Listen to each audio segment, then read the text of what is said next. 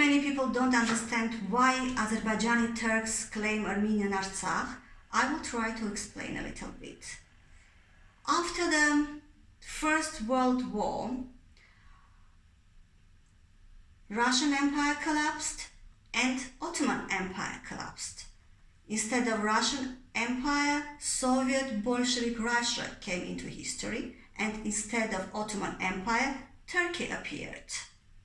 Unfortunately, both of them. For Armenia, it was very unfortunate because in 1921, Soviet Bolshevik Russia and Turkey jointly attacked Armenian Republic, Independent Republic of Armenia. They jointly attacked at the same time, divided Armenia into many pieces, and mind you, it was right after Armenian genocide of 1915 when Armenia was totally in bloodshed and hardly survived with the help of America, Australia, European missionaries. Thank you everyone. From the bottom of our hearts, we always remember that. We will never forget how we survived with your help. It's a big thing for us. We exist because of you. So, I just don't want to distract into Armenian genocide thing. In 1921, while Soviet Russia attacked with Turkey Armenia, they divided Armenia into many pieces. They gave Western Armenia to Turkey with the biblical Mount Ararat, which is a symbol of Armenia, and in Armenian language it means place of creation, and it is a place of our ancient gods where they lived. Like for Greek people it is Olimp, for Armenians it is Ararat, and they gave Nakhichevan to Azerbaijan, and Nakhichevan is Armenian name which means Noah landed here. That's what Armenians believed in, doesn't matter. And they gave Artsakh to, again, Azerbaijan. But Artsakh was put under Azerbaijan as autonomous republic. That is very important to understand, as autonomous republic. What happened to Nakhichevan, we all know. There is not a single Armenian living in Nakhichevan anymore. Everyone was killed. Armenian churches turned into mosques. Armenian historical monuments demolished. There is no trace of Armenian, even Khachkar's cemetery, totally destroyed. Cross towns with cemeteries. There is not a trace of one single thing remaining of Armenians in Nakhichevan, which was part of Kingdom of Armenia forever.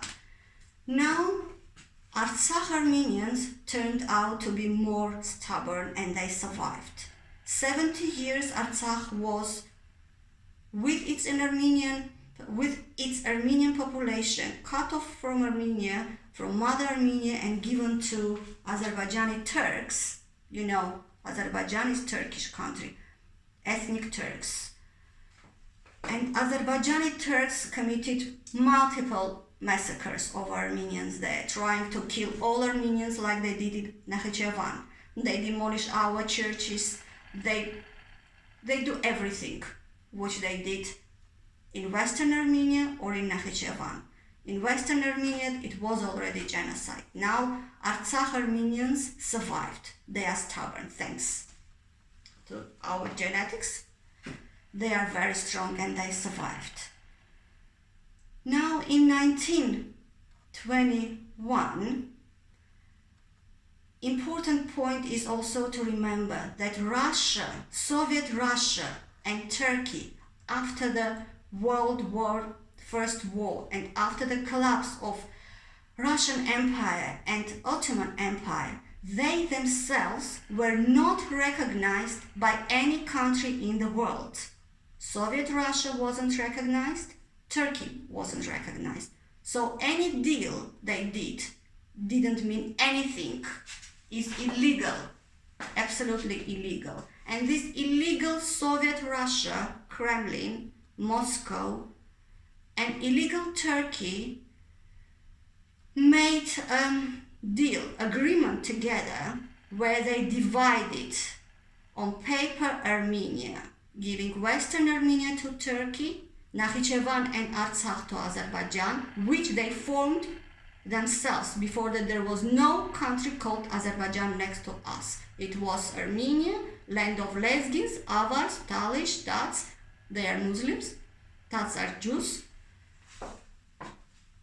And they divided it absolutely illegally. And the rest of Armenia went under Russian control. We fought against that. You know, our immortal Nžde fought against Russian 11th Army. He saved Zangezur because also Russia wanted to give Zangezur to Azerbaijan along with Nakhichevan and Artsakh. And Nžde said, if you give Zangezur to Azeri Turks, it means complete genocide of Armenian nation. And he said to his people, if you agree to do that, right now take my eyes out, because I cannot see my nation being killed like that. And they went against Russian army and they beat Russians up. They survived, but the agreement was Armenia has to be a Soviet country. We didn't want that, but that's how it works. We became part of evil state of Soviet Union, exactly how I explained. Now we have situation that after 70 years, during 70 years, Armenians were totally oppressed by Muslim Turks and tried to be either assimilated into being Muslim Turks or killed totally. They survived. After 70 years, in 1991, exactly from 1921 to 1991, exactly 70 years, after the collapse of evil state of USSR, Armenia and Azerbaijan and Autonomous Republic of Nagorno-Karabakh, which is Artsakh, had the exactly same right to vote and become independent countries. Armenia, Azerbaijan, Georgia, every other country used the opportunity and voted for independence. The same way Nagorno-Karabakh Autonomous Republic voted for, because it was Armenians, they voted to become independent country and unite back to Mother Armenia. To that, Azerbaijani state, as you know, answered by bombing and shelling, and that is how 30 years ago war started. They call it war, but it wasn't just a war, it was attack. You should call names by their real names. Attack of Azerbaijani Turks on Armenia, on Armenians of Artsakh. Somehow for the world, especially for Turks and Azerbaijani Turks, but also I don't know why, for international community, somehow the world starts from 1921 when Artsakh became part of Azerbaijan. But you know what? Somehow, I have a slight suspicion, very slight suspicion, that the world actually wasn't created in 1921, but a little bit earlier. For example, 8,000 years ago, when Artsakh in the form of Urtehe was noted in Armenian inscription of one kingdom called Urartu.